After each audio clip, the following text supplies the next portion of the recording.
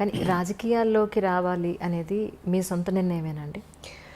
రాజకీయాల్లో రావాలన్నదైతే తెలంగాణ ఇష్యూ అన్నది మైండ్లో ఉంది. బికాజ్ ఈ రజాకార్లు, నిజాం పరిపాలన, మా తాతగారి ఫ్యామిలీ, మా పెద్ద ఫ్యామిలీ ఎలా డిస్టర్బ్ అయింది, ఎలాగా అంటే ఒక చంపడానికి వస్తున్న వాళ్ళు అరిచేతిలో పట్టుకుని చిన్నపిల్లలు. మా మదర్, ఇంకా నేను ఇప్పుడు లేదు, విజయశాంత మనిషే లేదు ఇప్పుడు, ఇంకా మా మదర్కి మ్యారేజ్ అవ్వలే, ఆవిడ యంగ్, ఆవిడ పెద్ద ఫ్యామిలీ. సో అక్కడి నుంచి చంపడానికి వస్తున్నారనేప్పుడు మా తాత ఏం చేశారు, ఆస్తి మొత్తం ఏటూరు నగరం మొత్తం వదిలి చెన్నైకి వెళ్ళిపోయారు. ఏం చేస్తారు, ఇంకా నా కుటుంబాన్ని బతికించుకోవాలని దీంతో అందరిని తీసుకుని చెన్నైకి వెళ్ళిపోయి ఇంకా అక్కడ ఉండి, దాని తర్వాత అందరు పెద్దోళ్ళు అయ్యి ఒక కథ. ఇంకా మా పిన్ని ఆవిడ ఈ సినిమాలు, దాని తర్వాత మా మ్యారేజ్, మా మదర్కి మ్యారేజ్ అవ్వడం. ఆ తర్వాత విజయశాంతి పాత్ర ఎప్పుడో వచ్చింది, ఒక అమ్మాయి పుట్టి.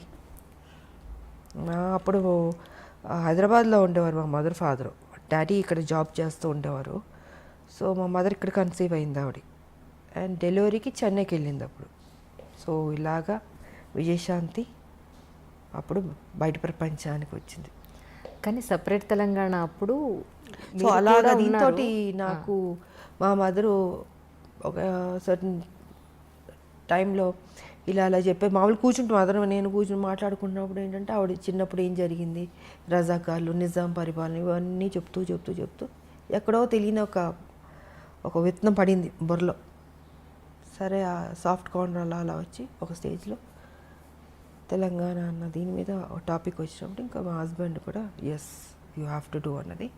ఇంకా ఆయన నన్ను టైం వచ్చింది,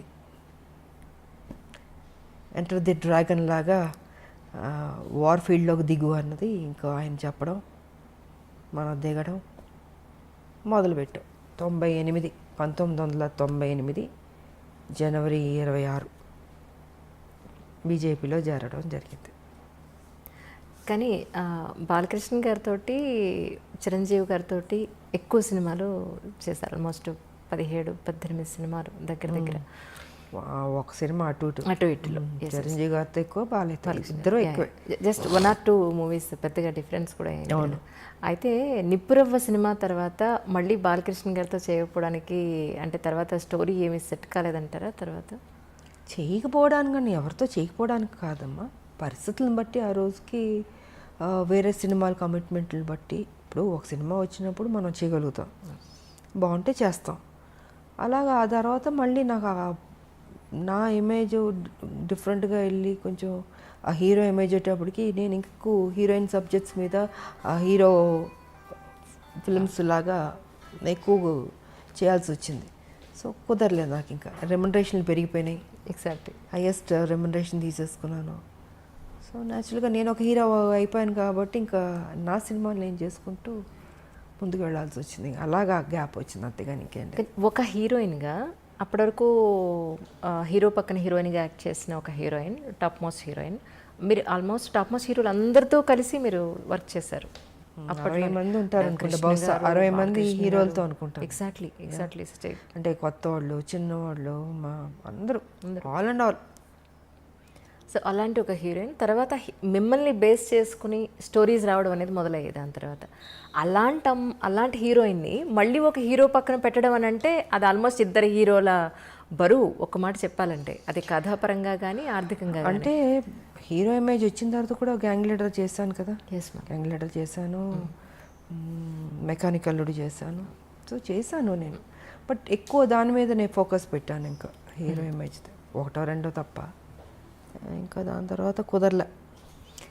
ఒక హీరోయిన్కి హీరోయిన్ సెంట్రిక్ మూవీస్ రావడం అనేది ఇక అది పీక్ పరాకాష్ట అంటారా మీ ఉద్దేశ ప్రకారం? అంతే కదా. నేనే ఊహించుకోలేదు అసలు నా లైఫ్లో ఇలాగ ఒక హీరో ఇమేజ్ వస్తుంది, నేను యాక్షన్ సినిమాలు చేస్తాను, ఎంత రిస్క్ తీసుకుంటాను, ఎంత హైయెస్ట్ పేడ్ హీరోయిన్ అవుతాను, నేను నా లైఫ్లో నేను ఊహించలేదు. నిజంగా అది గాడ్ గిఫ్ట్ అనే చెప్పాలి. ఇప్పటికి ఇది ఎలా జరిగిందో నేను అనుకుంటాను అప్పుడప్పుడు కూర్చున్నప్పుడు, ఇది నిజమేనా, ఇదంతా మాయా ఒక్కోసారి. బట్ అది మాయే, లైఫ్ అంటే మాయే, ఏం ఉండదు. ఉన్నంతసేపే నాది అది ఇది అనుకుంటాం. చనిపోయిన నెక్స్ట్ మూమెంట్ ఎప్పుడు బాడీ తీసేస్తారు అనుకుంటారు. సో ఏది తీసుకెళ్ళాం మనం, ఒకటి తీసుకెళ్ళేది ఒక మంచి పేరు ఒకటే తీసుకెళ్తాం. ఉన్నంత వరకు మంచి చేసామా, ఎగ్జిట్ అయ్యామా, అదే చూసుకోవాలి. 10 మందికి ఉపయోగపడాలి, ఆ హెల్పింగ్ నేచర్ ఉండాలి. ఏది తీసుకెళ్ళినప్పుడు ఎందుకు స్వార్థం ఎందుకు ఉండాలి, ఎందుకు పిసినారులా ఉండాలి? 10 మందికి అన్నం పెట్టండి, కష్టం ఉన్న వాళ్ళని ఆదుకోండి. మీరు చనిపోయేటప్పుడు ఏమో తీసుకెళ్ళరు కదా, మరి ఎందుకు ఆ మెంటాలిటీ ఎందుకు అలా ఉంటుంది మీకు? అది కరెక్ట్ కాదనేది నేను చెప్పదలుచుకుంది.